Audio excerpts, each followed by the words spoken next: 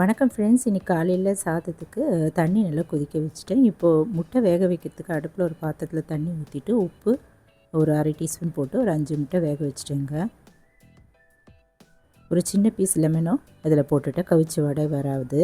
இப்போ நல்லா வேக வச்சதை தோல்லாம் உரிச்சிட்டு எடுத்து வச்சுட்டேன். 2 தக்காளி 2 வெங்காயம் பொடியாக அரிஞ்சு எடுத்து வச்சுக்கலாங்க. 1/4 கப் அளவு தேங்காய் துருவி எடுத்து வச்சுப்போம். இதில் கொஞ்சமாக தண்ணி ஊற்றிட்டு மிக்ஸி ஜாரில் போட்டு நைஸாக அரைச்சி எடுத்து வச்சுக்கலாம். அடுப்பில் ஒரு கடாயில் 2-3 டீஸ்பூன் அளவு ஆயில் ஊற்றிட்டு அரை டீஸ்பூன் அளவு கடுகு பொரிஞ்சதும் கருவேப்பிலையெல்லாம் போட்டு தாளிச்சிக்கலாம். இது கூடவே வெங்காயம் போட்டுட்டு நல்லா வதக்கிக்கலாங்க. கலர் சேஞ்ச் ஆகிற வரைக்கும் நல்லா வதக்கிக்கலாம். இப்போ தக்காளியும் போட்டு மேஷ் ஆகிற வரைக்கும் வதக்கிடலாம். இன்றைக்கி சூப்பரான முட்டை குழம்பு தாங்க செய்ய போகிறோம். இப்போ இது வதங்கிருச்சு. 1/4 டீஸ்பூன் மஞ்சள்தூள், 1 டேபிள் ஸ்பூன் தனியாத்தூள், 1 டேபிள் ஸ்பூன் தனி மிளகாய் தூள். காரம் தேவைப்பட்டதுன்னா இன்னொரு டேபிள் ஸ்பூன் கூட நம்ம தனி மிளகாய் தூள் சேர்த்துக்கலாம். இப்போ ஒரு 1/4 டம்ளர் அளவு தண்ணி ஊற்றிட்டு நல்லா கொதிக்க வச்சிடலாங்க. வேக வச்சுருந்த முட்டையை இது போல் கத்தியில் 3 இடத்துல இது போல் கீறிட்டு குழம்புல போட்டு வேக வச்சிடலாம். 10 நிமிஷம் நல்லா கொதித்து வந்த பிறகு அரைச்சி வச்சுருந்த தேங்காய் விழுது அதையும் இதில் சேர்த்துட்டு நல்லா கலந்துட்டு மூடி வச்சுருவோம். 2-3 நிமிஷம் வரைக்கும் நல்லா கொதிக்கட்டும்.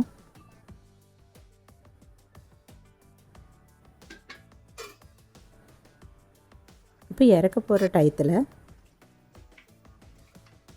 இதில் கொஞ்சமாக 1/4 டீஸ்பூன் அளவு கரம் மசாலா சேர்த்துட்டு கொத்தமல்லி தழைகள் தூவிட்டு 2 நிமிஷம் போல் வச்சுருந்துட்டு இறக்கிடுவோங்க. அருமையான ஹோட்டல் சுவையில் சிக்கன் குழம்பு மாதிரி அருமையான முட்டை குழம்பு தயாராகிடுச்சுங்க. இதெல்லாம் சாதத்தில் போட்டு பச்சு சாப்பிடுவோம். இட்லி, தோசை, சப்பாத்தி எல்லாத்துக்குமே சைட் டிஷ்ஷாக சூப்பராக அருமையாக இருக்குங்க. நீங்களும் ஒரு முறை ட்ரை பண்ணி பாருங்கள். இது போல் செஞ்சு கொடுத்தா திரும்ப திரும்ப பண்ணுவோங்க. திரும்ப திரும்ப இந்த குழம்பு செய்ய சொல்லி கேட்பாங்க. அவ்வளோ ருசி. இப்போ வாங்க ஒரு ஐஸ்கிரீம் செய்யலாங்க. ஒரு 2 கப் அளவு பால் எடுத்துக்கலாம். காய்ச்சின பால், திக்கான பால் எடுத்துப்போம்.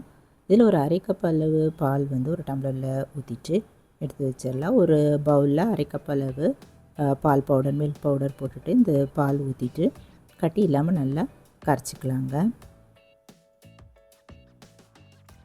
எடுத்து வச்சுருவோம். இன்னொரு சின்ன பவுலில் 1 டேபிள் ஸ்பூன் அளவு கார்ன்ஃப்ளவர் மாவு சேர்த்துட்டு கொஞ்சமாக பால் ஊற்றி கரைச்சிக்கலாங்க. கட்டி இல்லாமல் கரைச்சி எடுத்து வச்சிடலாம். இப்போ மீதி இருக்கிற பாலை அடுப்பில் வச்சு நல்லா கொதிக்க வச்சுக்கலாங்க. இதில் அரை கப் அளவு சுகர் போட்டுட்டு நல்லா சர்க்கரை கரையிற வரைக்கும் கொதிக்க வச்சுக்கலாம். இப்போ சர்க்கரை நல்லா கரைஞ்சிருச்சு. நம்ம மிக்ஸ் பண்ணி வச்சுருந்த மில்க் பவுடரும் பாலை அந்த பேஸ்ட்டை இதில் ஊற்றிக்கலாங்க. அந்த மிக்ஸை இதில் ஊற்றிட்டு கலந்துட்டு கூடவே கார்ன்ஃப்ளோர் அந்த பேஸ்ட்டும் இதில் சேர்த்துடலாம். கார்ன்ஃப்ளவர் மிக்ஸும் இதில் சேர்த்துட்டு கரைச்சிட்டே இருக்கலாங்க. இப்போ கொஞ்சம் திக்காக ஆரம்பிச்சிருச்சு. கலரை லைட்டாக அப்படி சேஞ்ச் ஆகிடுச்சு. இந்த ஸ்டேஜில் நம்ம ப்ளெயினாக வேணும்னா கூட இறக்கிக்கலாம். நான் இன்றைக்கி கொக்கோ பவுடர் ஒரு 2 டேபிள் ஸ்பூன் அளவு இதில் சேர்த்துட்டு நல்லா கரைச்சிட்டேங்க. கட்டி இல்லாமல் கரைச்சிக்கலாம். இல்லைன்னா பாலில் கூட நம்ம கரைச்சி இதில் ஊற்றிக்கலாம். 2 நிமிஷம் வச்சுருந்துடலாங்க. இப்போ ஸ்பூனில் இது போல் எடுத்தால் ஒரு கோடு போட்டு அந்த ஸ்பூன் தெரியணும். அந்த ஸ்டேஜில் இறக்கிட்டு நம்ம நல்லா ஆற வச்சுப்போங்க. இதில் ஒரு அரை டீஸ்பூன் அளவு வெண்ணிலா எசன்ஸ் சேர்த்துட்டு ரூம் டெம்பரேச்சர் அளவு நல்லா ஆற வச்சுட்டு நம்ம இது எலக்ட்ரிக் பீட்டரில் நல்லா பீட் பண்ணிடுவோம். 2-3 நிமிஷம் வரைக்கும் பீட் பண்ணிவிட்டு